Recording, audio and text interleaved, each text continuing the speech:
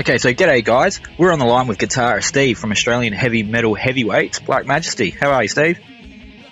Good, mate. How are you? Oh, I'm brilliant. 2017 has only just arrived, but it's already shaping up to be a massive year for you guys. Let's start off by talking about the Churches of Steel Festival, which you're headlining here in Adelaide in February. It's a killer lineup. You've got to be looking forward to it.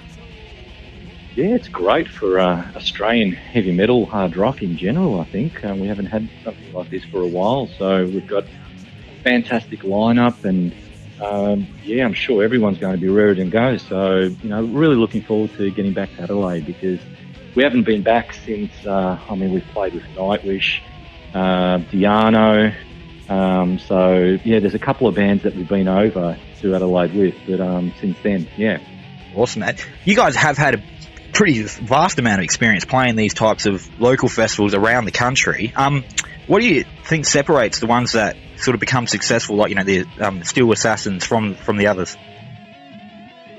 I just think it's preparation. I think getting in early and knowing that it's been organised well, and there's a vibe and people know about it. So I think that always is a key component of a successful festival worldwide, really. I mean, we know that we've played some fantastic ones overseas and in Australia, and then again, sometimes you play somewhere things aren't organised as well, and sometimes it's a tough one because we're all here to help each other. So, it's everyone working together. It works well most times.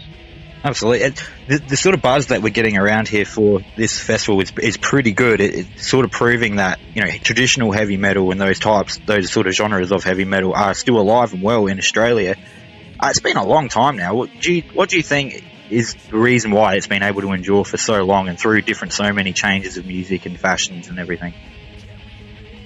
I think heavy metal in general has always been a bit of a taboo word in Australia, but it's always there. It's never gone away completely. I mean, I know sometimes, in different eras we've had a bit more support through the media, but they try to sweep it under the carpet, but it always comes back. So I think the love of hard rock and heavy metal in general is just a passion for, kids and adults, and it just travels through. I mean, I remember getting into metal when I was really young, 10 years old, and when people, sometimes, it's don't judge a book by its cover kind of thing. They see you and they think, metalhead, but, it gets frowned upon. That's okay, I don't care.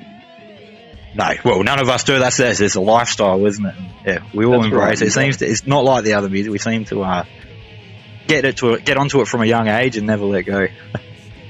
You got it, that's it. And it's very one-eyed. Like, I think a lot of us metalheads are very passionate about our music, to the sense that, we're not bandwagon jumpers. Whereas some genres, I think, it can be a little bit like that. Whereas metal, if you like metal, I mean, I've loved the classics, such as, Deep Purple to Dio to Judas Priest, and, I love bands that have been influenced by those bands, even these days. So it's just cool. Like, we did the Dragon Force tour, a few years back, Australia-wide, and people were coming up to us and saying, man, you guys are unreal. It's like, man, we just do what we do, and I'm glad you like it. But, it's very much a passionate thing for all of us, whether we're playing bands or as supporters of the music as fans.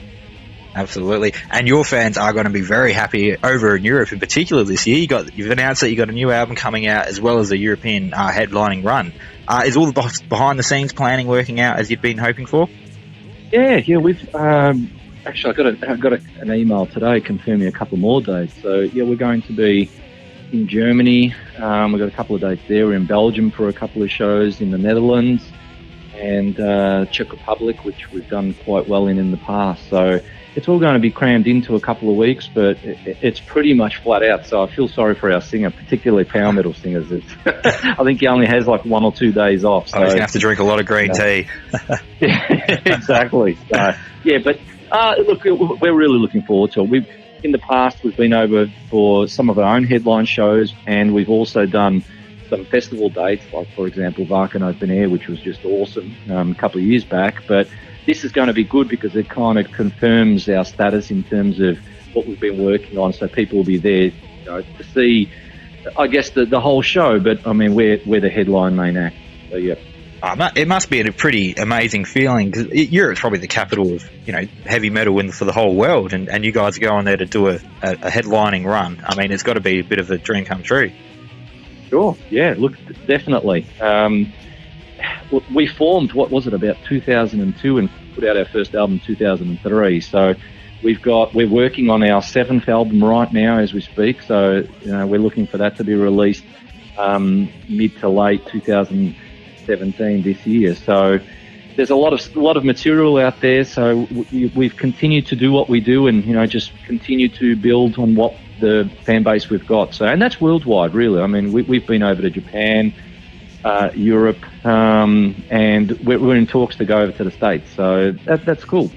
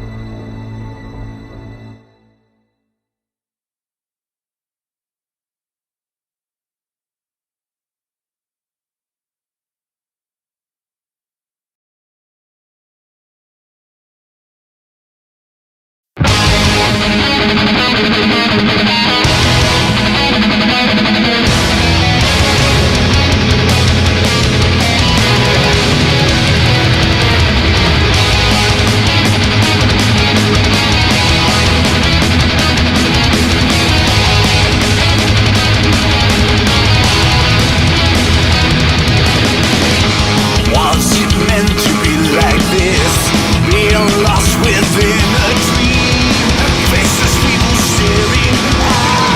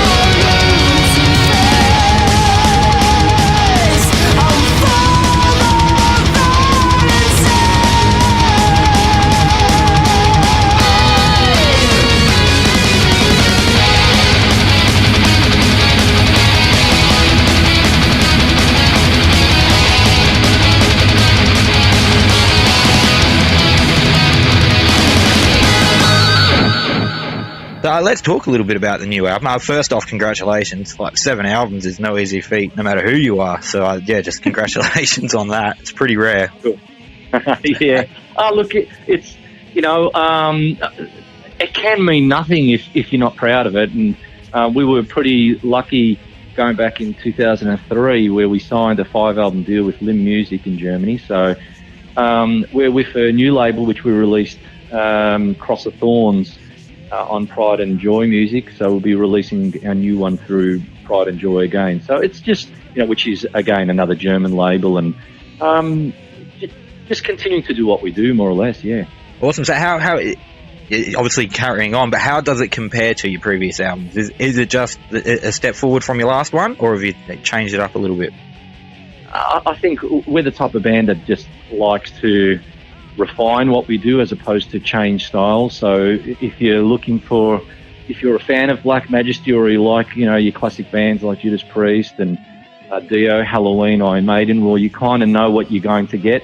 We're definitely not a bandwagon jumper, that's for sure. So and I think a lot of people like us for that, because people will often write us emails or write messages on YouTube and say, can't wait for the new Black Majesty album, because people know that we do a certain style, and hopefully we're just refining our songwriting. So, there's a little different, things here and there. But generally it's the same kind of style. Yeah. Awesome. And speaking of songwriting, can you just tell us a little bit how your typical Black Majesty song is written? Well, we all write in the band. Most of the times, Hanny, the other guitar player, or myself will come up with the bulk of a song, and then we'll mess around with it together. So Hanny and I, as the guitar players, tend to work on the stuff beforehand. Then we'll pass it on to our drummer and bass player, drummer Ben and bass player Evan, and then finally we'll work with John Geo, our singer, and just work on melodies. So John tends to handle a lot of the melodies and lyrics, and from there, if we dig what we're kind of doing as a demo, we'll just continue to work at it and then record it, and make it the best sounding we possibly can. And normally out of probably write about 15, 16 demos, and then we'll choose probably the 9 or 10 that we think is strongest. And yeah, it takes time. It's a little bit more intricate with Black Majesty kind of stuff, as opposed to, we're not like a typical hard rock band where it's just verse, pre-chorus, chorus, and then you double that and then go to the solo, and then you're out of the song. Sometimes we'll put in some progressive bits. There'll be some musical parts or interludes, and so yeah, it's all good. And so, has the title been decided?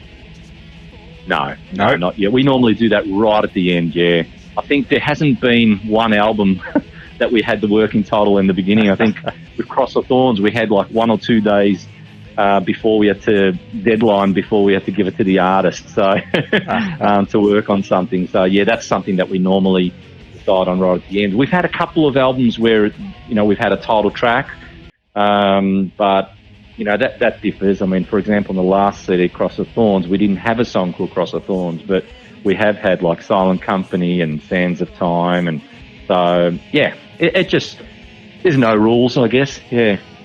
Well, mate, regardless of the title, I'm sure I speak for a lot of people when I say I can't wait to hear it. Thanks, Heath, for speaking with me and for being our Band of the Month. Thanks, man. Cheers. Really looking forward to this gig.